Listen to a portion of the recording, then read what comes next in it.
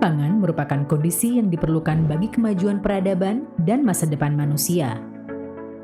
Sejak beberapa abad lalu, peradaban selalu berkembang pesat di mana manusia dapat mengorganisir dan memastikan bahan pangan selalu tersedia. 1000 tahun lalu, bumi hanya dihuni oleh sekitar 300 juta orang. 500 tahun kemudian, angkanya diperkirakan naik menjadi 500 juta orang. 200 tahun lalu, jumlah penduduk dunia kembali meningkat menjadi 1 miliar. Dan sejak itu, populasi dunia terus melonjak hingga 6 miliar pada tahun 2000. Para ahli memperkirakan akan ada lebih dari 9 miliar penduduk dunia pada tahun 2050 yang harus dipenuhi kebutuhan pangannya. Dan 300 juta diantaranya hidup di Indonesia.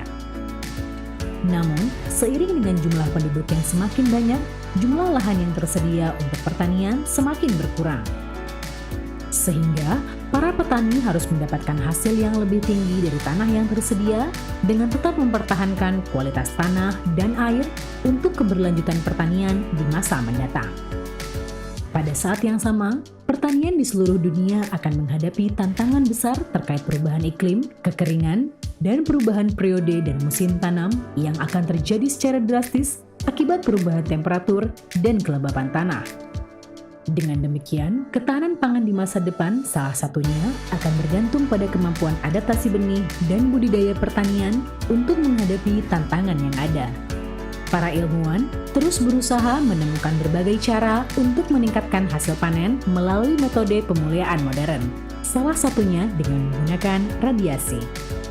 Metode ini pun mampu menghasilkan varietas tanaman dengan sifat yang jauh lebih baik dibandingkan varietas induknya. Seperti waktu tanam yang lebih pendek, hasil yang lebih tinggi, meningkatkan sifat kualitas tanaman yang mampu beradaptasi dan toleran terhadap perubahan faktor iklim, serta memiliki ketahanan yang lebih baik terhadap hama dan penyakit tanaman. Untuk menghasilkan mutasi tanaman yang diinginkan, biji atau bagian tanaman lainnya dipaparkan dengan radiasi penion, seperti sinar gamma. Benih yang telah diradiasi kemudian ditanam dan diseleksi untuk mendapatkan karakteristik yang diinginkan.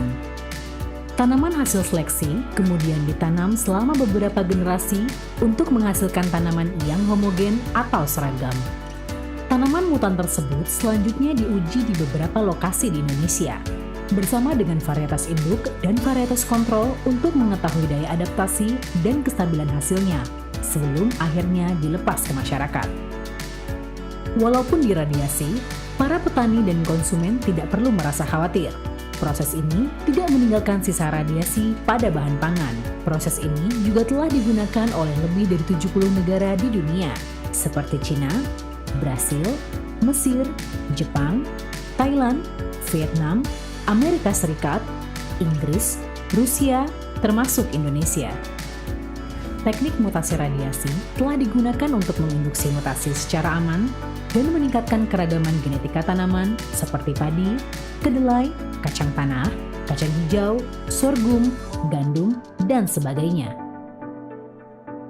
Metode pemulihan tanaman merupakan salah satu solusi pemenuhan kebutuhan pangan yang berkontribusi pada masa depan pertanian Indonesia yang lebih cerah.